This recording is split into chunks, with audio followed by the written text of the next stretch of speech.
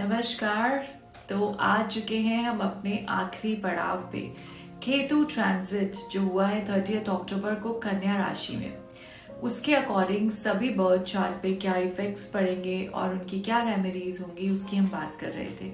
सो Rahu Ketu transit playlist जो divine spec के channel पे अवेलेबल है, वहां पे सारे के सारे जो ट्रांजिट के इफेक्ट्स हैं सभी राशियों पे कैसे रहेंगे उनके वीडियोस अवेलेबल हैं, आप जाकर देख सकते हैं। और आज हम बात करने जा रहे हैं मीन राशि यानी पाइसेस साइन की।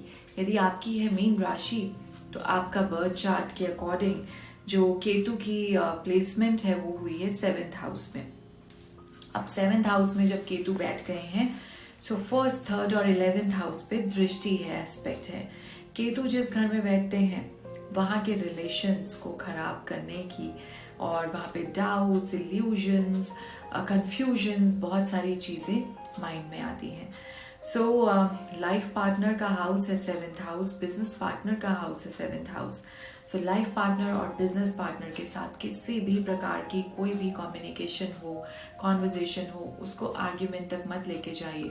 यदि हो जाती है तो अच्छे से उस बात को सोचिए, समझिए और उसके बाद में कोई भी डिसीजन लीजिए। जल्दीबाजी में कोई डिसीजन नहीं लेंगे, क्योंकि यदि रिलेशंस खराब हो गए just because of this planetary position placement, तो आगे जाके बहुत प्रॉब्लम हो जाएगी, खास करके लाइफ पार्टनर के रिलेशन में, लव पार्टनर के रिलेशन में। क्यों? क्योंकि अगर ये सेपरेशन तक जाता है तो बहुत सारी आगे प्रॉब्लम्स क्रिएट करता है।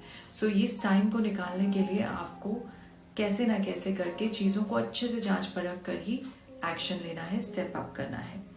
ओके, अगर लाइफ पार्टनर के साथ में अच्छे से अपने स्पाउस के साथ बात कीजिए, क्वालिटी टाइम दीजिए उनको, बहुत ज़्यादा बिजी होने के बाद भी। और क्यों? क्योंकि यदि आप टाइम नहीं देंगे तो केतु की जो प्लेसमेंट है इससे एक्स्ट्रा मैरिटल अफेयर्स की भी कहीं ना कहीं गुंजाइश बनती है। सो हम ऐसी सिचुएशन आने ही नहीं देंगे। हम इस बात का पूरा पूरा ध्यान रखेंगे और हमेशा रखना चाहिए। हमें अपने स्पाउस को क्वालिटी टाइम जरूर देना चाहिए। If we talk about business partners, तो यस, बिजनेस पार्टनर को भी आपको टाइम देना है। आपको कंप्लीट अपना 50%, क्योंकि अगर आप 50% के पार्टनर हैं तो 50% अपना दीजिए उस बिजनेस में, उस पार्टनर के साथ में, स्ट्रैटेजी मेकिंग में, या जो भी आपकी कॉन्वर्जेशन रहती है। तो किसी भी प्रकार का कोई धोखा या कोई डाउट या कुछ भी ऐसा नहीं आने पाए इसके बीच में, क्लियर कर लें पहले ही, ठीक है। रिश्ते अच्छे से संभाल कर रखें। Business expansion, travel is there, profits भी मिलेंगे, फ्रूटफुल रहेगा, पर अपने ऊपर कंट्रोल रखें और कॉन्फिडेंस बना के रखें।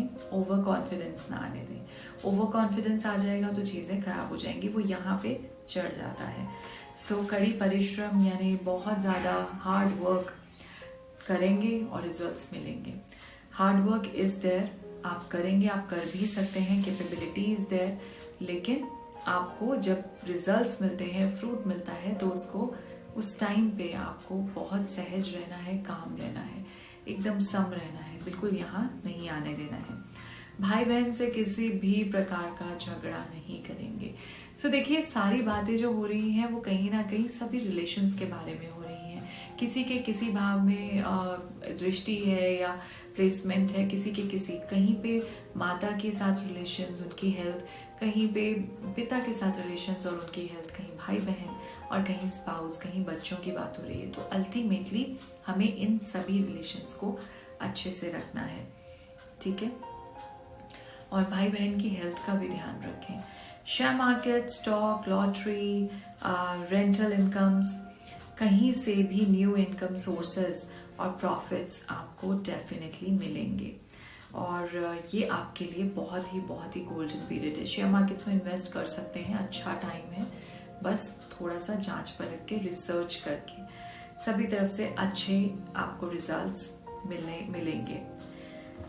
और इसके साथ में जैसा कि मैंने आपको बताया पहले भी कि केतु जो है वो अपने आप को रिलेट कर पाते हैं उन डीटी से या उन अवतार से जिनके जिनके भी ऐसी कुछ कथाएं, ऐसी कुछ पौराणिक कथाएं माइथोलॉजी में हैं जहाँ पे सर की बात होती है।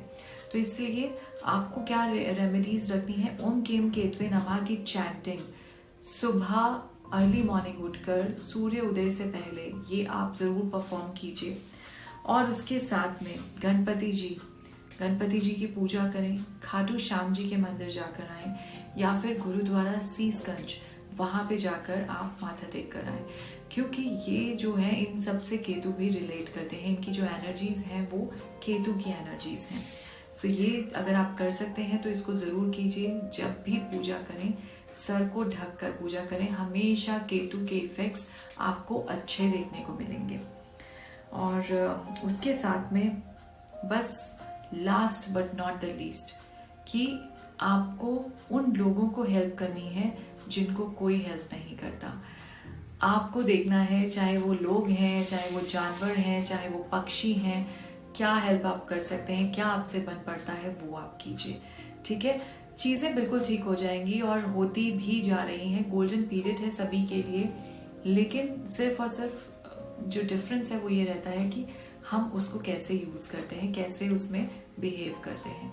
ऑलराइट, सो ठीक है, आशा करती हूँ आपको ये सीरीज अच्छी लगे। अगर आपका मीन राशि है और किसी और की कोई और राशि, तो आप आराम से प्लेलिस्ट में जाकर देख सकते हैं कि उनके लिए क्या इफेक्ट्स रहेंगे इस ट्रांजिट के। ये बहुत बड़ा ट्रांजिट है, अच्छे बेनिफिट्स लीजिए। ट्रांसफॉर्मेशन का पीरियड है, आराम से अच्छे से स्पिरिचुअलिटी के पाथ पे वापस से चलना शुरू कर दीजिए।